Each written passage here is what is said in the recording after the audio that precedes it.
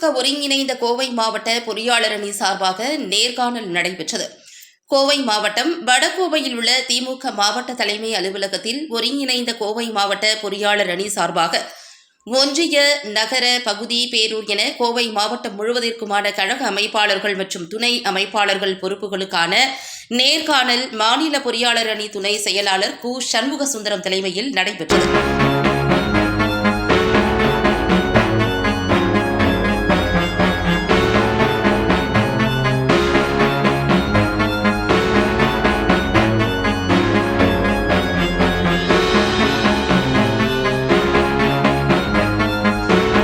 பொறியாளர் அணி துணை செயலாளர் அம்பாள் நந்தகுமார், மாநகர் மாவட்ட பொறியாளர் அணி அமைப்பாளர் நா. பாபு, தெற்கு மாவட்ட பொறியாளர் அணி அமைப்பாளர் பிரபாகரன் ஆகியோர் முன்னிலை வகித்தனர். இந்நிகழ்ச்சியில் திமுக மாநகர் மாவட்ட செயலாளர் நா. கார்த்திக் சிறப்பு விருந்தினராக கலந்து கொண்டு நேர்காணலை துவக்கி வைத்தார். மேலும் நேர்காணலில் கலந்து கொண்டவர்களுக்கு வாழ்த்துரை வழங்கினார். கார்த்திக் பேசுகையில், கோவையில் முக்கியமான அணிகளில் ஒன்றாக பொறியாளர் அணி திகழ்ந்து வருகின்றது. சிறப்பாக செயல்பட்டு கழகத்தில் முதன்மையான அணியாக மாற்றலாம். எனவே அனைவரும் திறம்பட செயல்படுங்கள் என்று கூறினார்.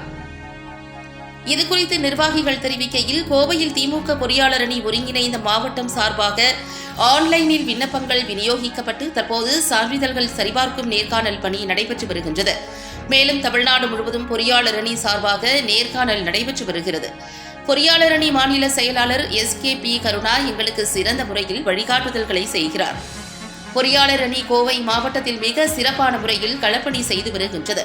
வரும் சட்டமன்ற தேர்தலில் கழகத்தை கோவை மாவட்டத்தில் உள்ள அனைத்து தொகுதிகளிலும் பொறியாளர் அணி சார்பாக வெற்றி பெறச் செய்வோம் என்று தெரிவித்தனர். நிகழ்ச்சியில் மாநகர் மாவட்ட துணை செயலாளர்கள் கோட்டை அப்பாஸ், கல்பனா செந்தில், மாநில மாணவர் அணி துணை செயலாளர் VG கோகுல், ஒருங்கிணைந்த கோவை மாவட்டத்திற்குட்பட்ட பொறியாளர் அணி துணை அமைப்பாளர்கள், ஒருங்கிணைந்த கோவை மாவட்டத்திற்கான ஒன்றிய, பகுதி, பேரூர் கழகத்திற்குட்பட்ட பதிவு செய்த உறுப்பினர்கள் கலந்து கொண்டனர்.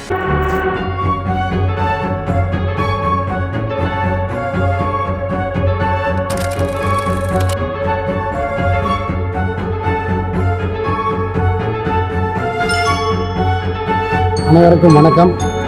திராவிட முன்னேற்றக் கழகத்தினுடைய மாநில பொறியாளர் அணியின் சார்பாக ஒருங்கிணைந்த கோவை மாவட்டத்தினுடைய ஒன்றிய, பகுதி, பேரூர் கழக நிர்வாகிகளுக்கான அமைப்பாளர், துணை அமைப்பாளருக்கான நேர்காணல் தற்பொழுது கோவை வடக்கு மாவட்டத்தினுடைய ஒருங்கிணைந்த மாவட்ட அலுவலகத்திலே சிறப்பாக நடைபெற்று கொண்டிருக்கிறது.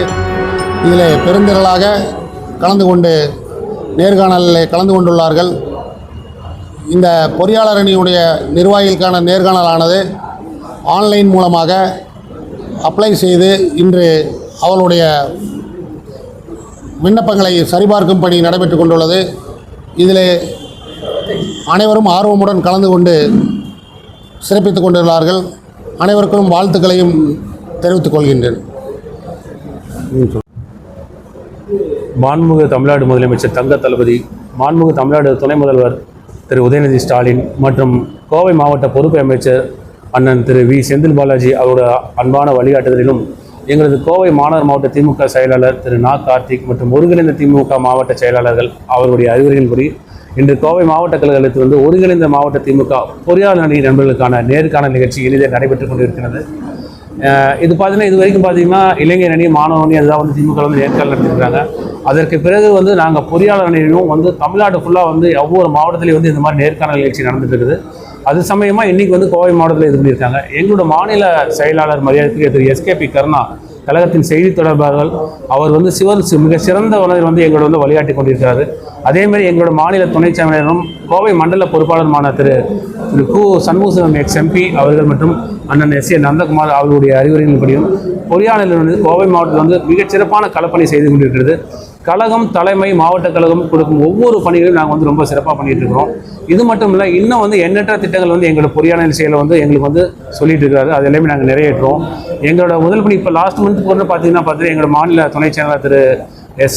சண்முகசுந்தரம் MP அவர்கள் தலைமையில் பார்த்தீங்கன்னா பொள்ளாச்சியில் 2 நிகழ்ச்சி நடத்தணும். மாபெரும் வேலைவாய்ப்பு நடத்தணும்.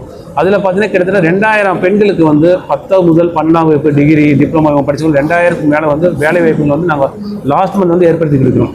அதே மாதிரி இன்னும் வரும் மாதங்களிலும் வருங்காலையிலும் நிறைய பேர்த்துக்கும் படித்த இளைஞர்கள், மாணவிகள், பெண்கள், குறிப்பாக பெண்கள் அத்தனை பேர்த்துக்கும் எங்கெங்கே வேலைவாய்ப்புகள் தேடிட்டு இருக்கிறவங்கள படிச்சுட்டு அவங்களெல்லாம் கண்டறிச்சு எங்கள் பொறியாளர் அணி மூலமாக நாங்கள் வந்து வேலைவாய்ப்பை ஏற்படுத்திடுவோம். இது வந்து எங்களோட முக்கியமான பணி, முக்கியமான நோக்கம். இன்னும் கழகம் இன்னும் வரணும், ஒரு வருஷம் இருக்குது எங்களுக்கு. கழகம் வந்து தங்க தளபதி அவர்கள் சொன்ன மாதிரி 200 தொகுதிக்கு மேலே வெற்றி பெறதுக்கு கழகங்களுக்கு அத்தனை பணிகளையும் வந்து நாங்கள் பொறியாளர் ஆனது அனைத்து நண்பர்களும் எங்களோட முழு உழைப்பையும் கொடுப்போம். இதுதாங்க.